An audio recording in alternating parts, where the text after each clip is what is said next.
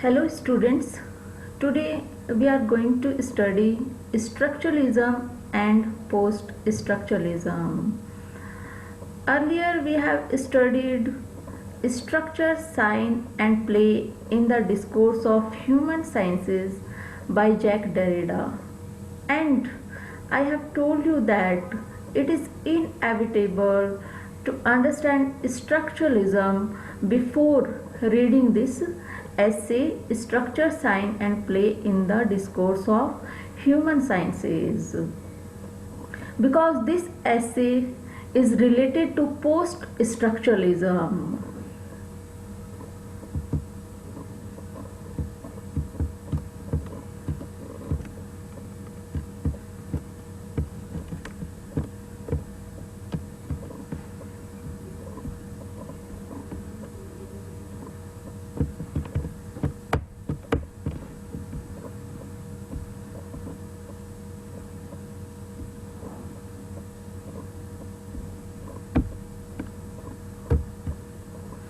What is criticism?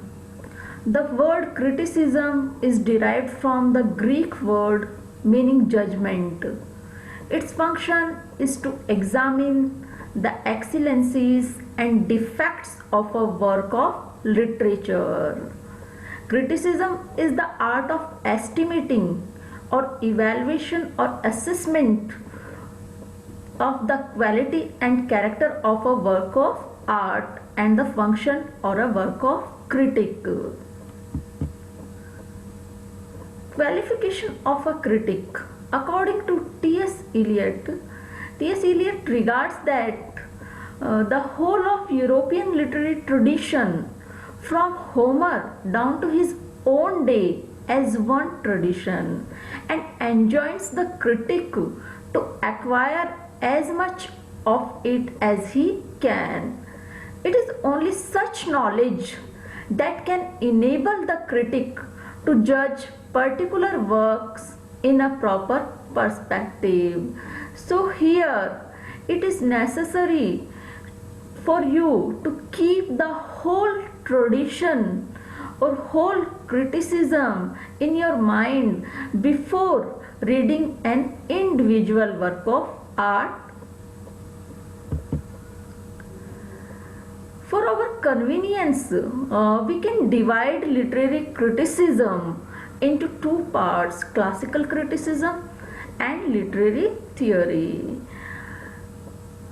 Greek criticism, classical criticism, Greek criticism. Plato and Aristotle belongs to Greek criticism. Aristotle's The Poetics is also included in your syllabus, which we will discuss in later video. Greco-Roman criticism. Horace and Longinus belongs to this period. Horace's Ars Poetica and Longinus on the Sublimes were famous works of this period.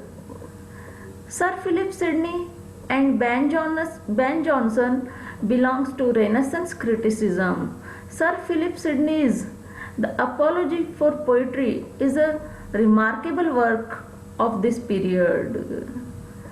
Dryden, Addison and Pope and Johnson belongs to neoclassical criticism. Dryden wrote an essay on dramatic poesy in 1668. Samuel Johnson called Dryden the father of English criticism. Coleridge, Wordsworth and Shelley belongs to Romantic criticism. Coleridge's Biographia Literaria and Wordsworth's lyrical ballads included in your MA previous syllabus. Victorian criticism. Matthew Arnold and Walter Pater belongs to this period. Matthew Arnold's The Study of Poetry is a remarkable work of this era. 20th century literary criticism. T.S. Eliot belongs to this period. We have already studied T.S. Eliot's tradition and the individual talent. T.S. Eliot coins some famous phrases that I have earlier told you. Objective correlative. He coins the phrase objective correlative in his essay Hamlet, and unification and disassociation of sensibility in the metaphysical poets that brought revolution in the field of literary criticism. Contemporary literary theory includes Russian formalism, new criticism, structuralism, post-structuralism, modernism and postmodernism, psychoanalytic criticism, feminist criticism, Marxist theory, new historicism, cultural materialism, post-colonial literature and theory, stylistics, etc. Students, so keep the whole literary tradition of criticism in your mind before reading an individual text or work of art. Structuralism. Structuralism is an intellectual movement which began in France in 1950. It is inaugurated by French anthropologist Claude Lévi-Strauss, who gave binary oppositions or paired opposites. Structuralism's essence is that things cannot be understood in isolation. They have to be seen in the context of larger structures they are part of. Building on the linguistic concept of phoneme, a unit of meaningful sound, a phoneme is defined purely by its differences from other phonemes. Similarly, elements composing any cultural phenomenon are relational, that is, they have their meaning only by virtue of their contrasts with other elements of the system, especially in binary oppositions or paired opposites that I have earlier explained to you. Binary opposition means if I have to define night, then I have to define day. If I have to define man, then I have to define woman. If I have to define friend, then I have to define enemy. Ferdinand de Saussure was a Swiss linguist and semiotician. His ideas laid a foundation for many significant developments in both linguistics and semiology in the 20th century. He is widely considered one of the founders of 20th century linguistics. Structuralism and its science of signs are derived from Saussure and partly from Russian formalism. Ferdinand de Saussure introduces the concept of sign, signifier and signified. Sign is an object or thing, anything that conveys meaning. Signifier is a word, images, shapes, sounds of that word. Signified is the mental concept that comes to mind, or we can say meaning. Structuralism rejected the traditional notions according to which literature expresses an author's meaning or reality. Instead, the text is seen as objective structure activating various codes and conventions which are independent of author, reader and external reality. Structuralism criticism is less interested in interpreting what literary works mean than in explaining how they can mean what they mean.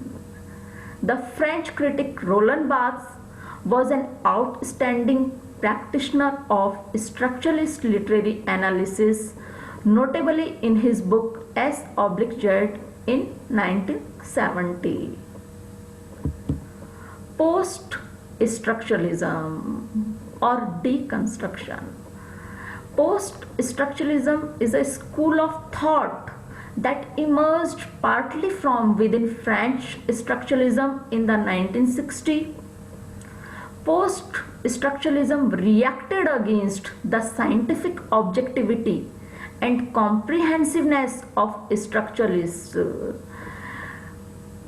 It objects the textual unity and coherence of structuralists.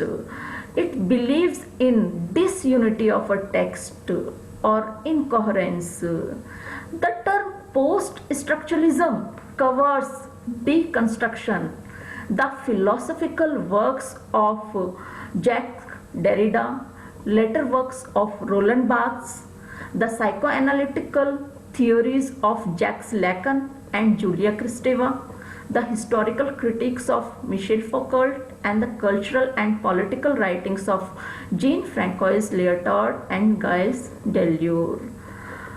These post-structuralist critics emphasized instability of meanings.